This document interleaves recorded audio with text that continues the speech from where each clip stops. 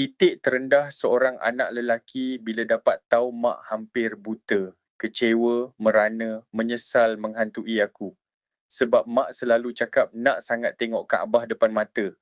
Akulah anak yang mak harapkan tapi sekarang hanya Allah je tahu macam mana aku rasa masa tu. Nama aku Faris, umur 34 tahun. Aku anak sulung. Mak aku umur 58. Dari kecil, mak memang kuat kerja, jaga kami adik-beradik tak pernah berkira. Tapi sekarang, mak aku dah tak nampak jelas macam dulu. Awalnya biasa je, mak selalu cakap, kenapa tulisan ni makin kabur ya? Aku ingat rabun biasa, beli cermin mata, selesai. Tapi rupanya aku silap. Makin lama, mak aku mula salah nampak, nak tuang air, terkeluar dari cawan. Nak jalan ke dapur, langgar bucu meja. Paling aku tak boleh lupa. Satu hari tu, mak aku pegang muka aku, dia tanya, ni Faris ke atau adik?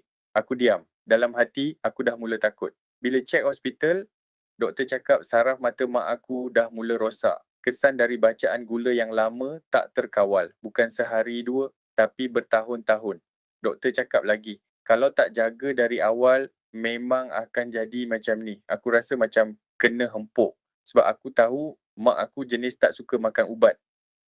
Dia selalu cakap, tak apalah, nanti okey lah tu.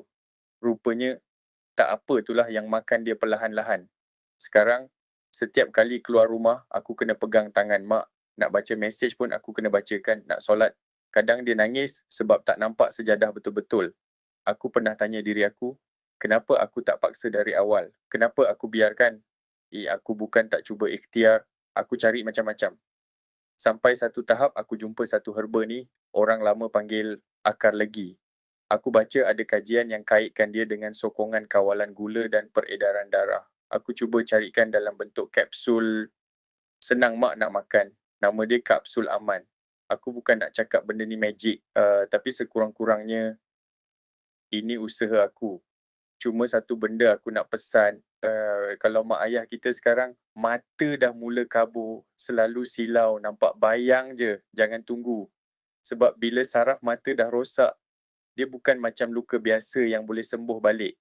Aku share ni bukan sebab aku kuat, tapi sebab aku dah rasa penyesalan tu. Kalau korang masih ada peluang, jagalah awal, ikhtiarlah apa yang boleh. Kita cuma usaha, Allah yang tentukan. Doakan mak aku ya. Assalamualaikum.